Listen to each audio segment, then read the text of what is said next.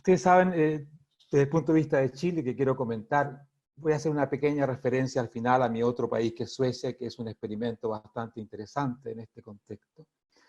Pero hablando de Chile, ustedes saben, hasta la irrupción de la pandemia, a mediados de marzo aproximadamente, cuando ya impacta con fuerza, teníamos una situación insurreccional grave, donde tanto la izquierda insurreccional, que va del Partido Comunista e incluye hasta los narcos y anarcos, etcétera, y la oposición un poco más moderada, que eran los partidos que alguna vez fueron parte de la llamada concertación, ya se habían orientado claramente hacia la caída del presidente, o al menos la abdicación del presidente, transformando a Chile en un, como se le llamó, como le llamó el presidente del Senado, un parlamentarismo de hecho.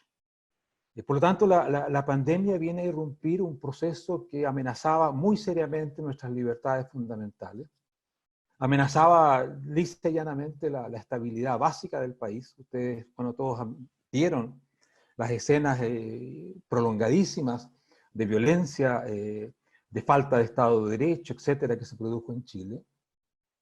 Por lo tanto, si uno se hiciera la pregunta si la pandemia vino a amenazar más o menos nuestras libertades fundamentales, la respuesta es bastante contradictoria porque detuvo. No sabemos si momentáneamente o ya de manera más permanente esta ofensiva insurreccional grave. Muchos creen que es algo temporal, es decir, que Chile sería como una especie de película que hemos puesto en pausa por la pandemia y después de la pandemia la pausa se suspende y continuamos en el clima insurreccional.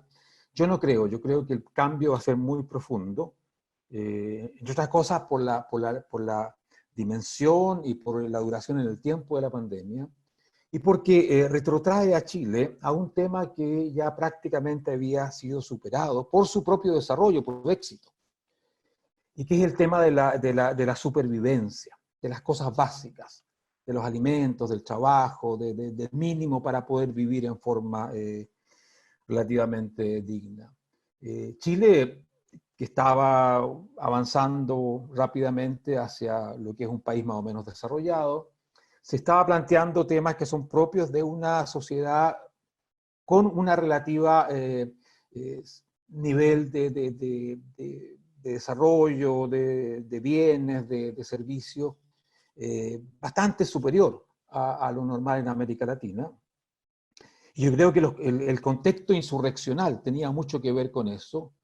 Un país que se lanzó a soñar utópicamente a partir de un bienestar alcanzado. O sea, es el éxito del famoso modelo el que permite que de pronto surja una crítica muy radical. Nos recuerdan mucho el mayo del 68, cosas así. La mejor Europa de todos los tiempos de pronto se ve amenazada por una especie de ola insurreccional, revolucionaria, maoísta incluso, tal como el mejor Chile de todos sus tiempos se ve amenazada por este fenómeno tan particular que fue lo que ocurrió después del 18 de octubre. Ahora, más allá de eso, que creo que es muy, muy importante y que diferencia a Chile yo, prácticamente de todos los demás países, la situación, Chile tiene un nivel muy alto de contagios diagnosticados. Solamente Perú y Ecuador tienen más contagios diagnosticados que Chile.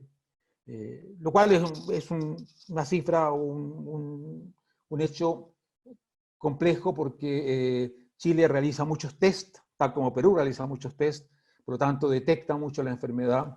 Si uno mira qué pasa en México se hace 15 veces menos test que en Chile. En Argentina se hacen 8 veces menos test. Por lo tanto, no sabemos en realidad lo que pasa en la gran mayoría de los países latinoamericanos, pero en Chile yo creo que realmente sabemos mucho más. Ahora, junto a eso, Chile ha tenido una capacidad muy alta de contener, de minimizar la letalidad entre los contagiados. De hecho, solamente Costa Rica hoy día en América, incluyendo Estados Unidos y Canadá, tiene una tasa de letalidad inferior a la chilena. Esto está indicando o está señalando una serie de de hechos fundamentales de Chile, primero que el desarrollo del país. O sea, esta pandemia, a diferencia de, yo creo que casi todo el resto de América Latina, con excepción Uruguay y Costa Rica, no enfrenta a un país débil, sino que un país fuerte, con instituciones fuertes, a pesar de que habían sido tan cuestionadas, con una economía realmente o relativamente fuerte también. Creo que eso le permite enfrentarlo mucho mejor. No tiene las situaciones de pobreza o de marginalidad comparables a otros países de América Latina. En ese sentido, creo que Chile va a salir mucho mejor parado de este gran desafío que es la pandemia. Eso es muy importante. Chile además ha tenido un gobierno que ha actuado con mucha diligencia, muy bien, manteniendo un equilibrio entre las medidas restrictivas y no destruir la economía. De hecho, hemos ido teniendo un tipo de cuarentenas dinámicas, como se llaman en Chile, o sea, se van cerrando partes del país donde aumenta mucho la enfermedad, pero no ha habido una cuarentena total como en otros países, si bien se han suspendido las clases, por supuesto, y otras actividades similares, pero la respuesta ha sido más mesurada, tratando de mantener ese equilibrio que es muy importante para no destruir la fuente de sustento de las personas. De hecho, hoy día estamos en el nivel más alto de cuarentena que ha tenido Chile en esta circunstancia, donde un poco más de la mitad de la ciudad de Santiago está en cuarentena total y aproximadamente un poco menos de una tercera parte del país, este es el nivel más alto que hemos tenido. Ahora, un último comentario sobre Chile. Por supuesto que la izquierda ha tratado de recuperar aliento desde el mundo insurreccional. Realmente le ha costado mucho porque estaban ya con el sueño de la toma del poder o algo parecido. Y ha tratado, por supuesto, de orientarse hacia un tipo de demandas que aumentan el estatismo, el gasto público, bueno, típicos elementos populistas de la izquierda. Eso están tratando de impulsarlo. El gobierno está tratando de mantener, como yo les decía, una línea de equilibrio. Hasta ahora lo he hecho, creo, bastante bien. Por supuesto que aumentando mucho el gasto, etcétera. Eso pasa en todos los países. Finalmente, un corto comentario sobre mi otro país, Suecia. Ustedes saben que es el país que menos medidas restrictivas ha tomado, incluso comparando con países como, en fin, como Brasil u otros, donde el presidente ha tratado de frenar estas cosas. No involucro a Nicaragua ni países así porque en realidad no sabemos qué pasa en esa dictadura. Pero en Suecia se ha hecho un experimento serio de mantener el país lo más abierto posible. No se ha suspendido, por ejemplo, las clases en la educación básica, ni tampoco las guarderías, en fin. Y en general el país ha tratado, como les digo, no han habido cuarentenas, prácticamente no hay medidas obligatorias, ni siquiera para distintos grupos de la población. Hay recomendaciones, por supuesto, fuertes recomendaciones, pero no otra cosa. Ahora, yo he seguido muy de cerca esto por el interés que tiene.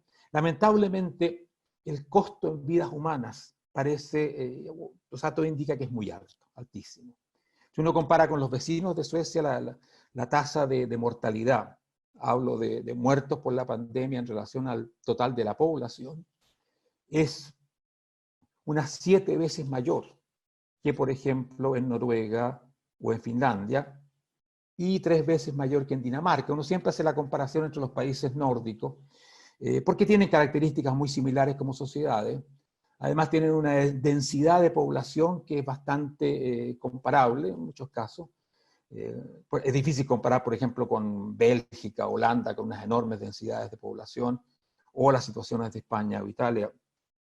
Ahora, si uno dice, bueno, ese sacrificio en vidas humanas ha tenido un impacto económico de no reducir tanto la capacidad productiva de Suecia. La verdad es que parece no haber tenido un impacto tan importante. O sea, Suecia parece tener un impacto económico comparable a las otras economías de la región báltica y la región nórdica.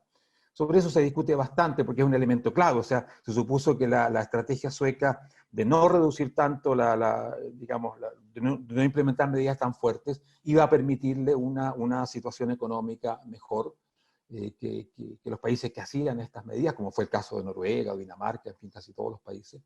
de su entorno. Pero parece, o sea, la caída pronosticada para el 2020 en Suecia está en torno al menos 6% del PIB. Es menos que España, por supuesto, menos que Italia, sin duda, pero en el contexto nórdico-báltico es una cifra absolutamente normal, digamos, es prácticamente lo mismo que en Alemania o que en Dinamarca o que en Noruega, etc. Bueno, esos eran los comentarios que quería entregarles introductoriamente. Gracias.